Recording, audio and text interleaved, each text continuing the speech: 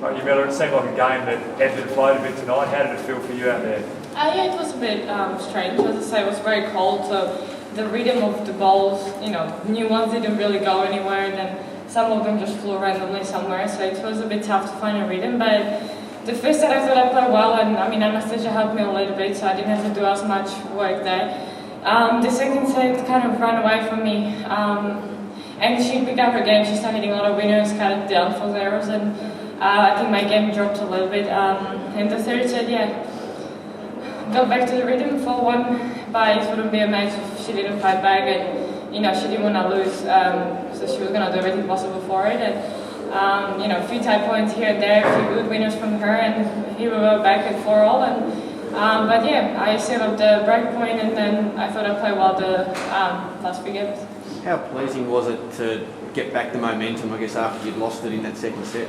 Yeah, I thought I did a pretty good job in the beginning. I got my feet working again, so it felt good to be on top again and give me a little bit of breathing space to try to play better. And unfortunately, I let it go a little bit in the third set. But hey, win is a win. It's not always pretty, so I'm just glad to be through. Do you feel like you're building something towards the final here and also the Australian Open? I think so. Not every match is going to be perfect. I'm not going to always play well, and there will be tough matches, and it's important for me to manage to, even in the bad situations, to try to work my way back up. And I thought I did tonight, even after losing the second set, and she's was coming back from 4-1 down to 4-all, which was really tight. So I thought I did pretty well mentally to stay in the match and try to find a way out. So I think it's a good step forward, and I hope to continue hopefully a few more matches here if I can, and I will be ready for the US Open. Is there anything in particular you feel like you still need to work on? Oh, there's plenty of things. Every shot probably.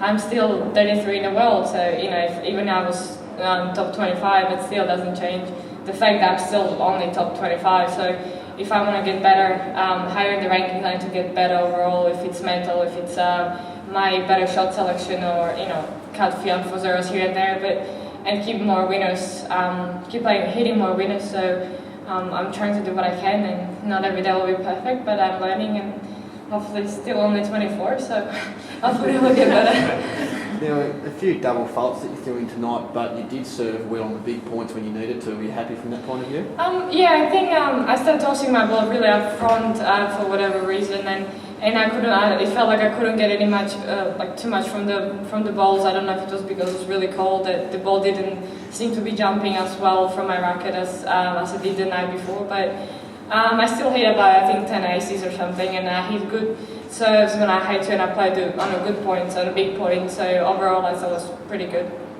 Usually my double fall was in a first point, or except maybe one game was on the deuce. So overall, I thought it was pretty good.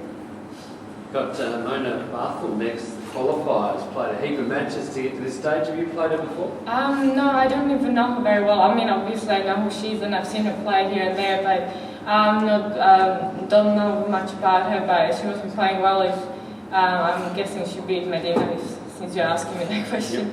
Yep. I'm sure she's very dangerous, and I will have to play better. I will try to do what I can and fight her. With all the rain today, did you get a chance to hit up before walking out on court for the match? I tried to hit it around lunchtime, but then it was raining, so I really did around 6 o'clock for about 20 minutes, and I went straight on court. So, but Anastasia had the same problem as I did, so either way, we just had to do what we had to. Last year, I didn't even get to hit. I just went for 10 minutes warm-ups, and here I am as a defending champion. So everybody works for what we have, and hopefully it's going to work for me. What's it like playing a fellow Australian and Fed Cup teammate? Is it more difficult, to get yourself, not motivated, but excited during points or anything like that? Definitely.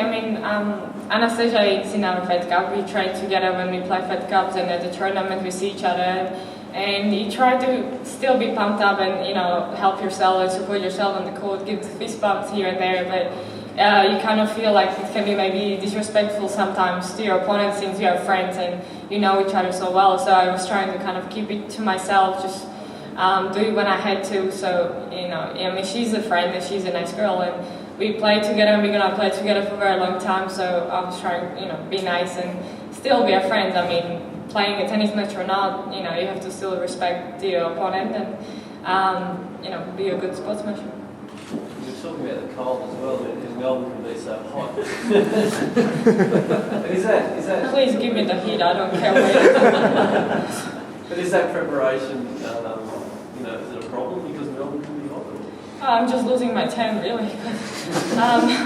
Obviously I love the heat. I do live on Gold Coast where it's hot and humid, so coming from there, I had to go buy tracksuit pants today, really, because I didn't even bring anything. So I still sweat on my coach, as you can see. So the cold doesn't work for me. I don't really enjoy planning it, and the ball doesn't help me either in that case. So it's a little more work, but as I said before, I guess you have to do what you gotta do. What conditions we have, we both have it, and there's nothing I can do about it. I just try to figure out a way how to win. I know you're probably not looking too far ahead, but a couple of people have pulled out of the Australian Open and you're on the verge of being seeded. I think you need one more before you'll come in. I used a couple, I got excited that the second person didn't. What would it mean to be seeded at the Australian Open? As all of you know, who doesn't, I haven't won a first round yet. It's the only Grand Slam, unfortunately, or the only tournament I have not won a round yet.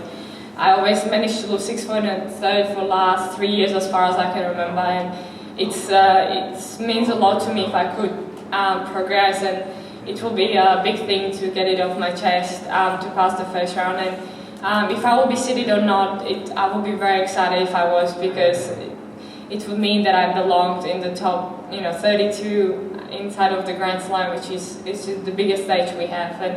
But if I don't, I will still, my first and only goal will be to go through that first round and do everything possible I can to do so.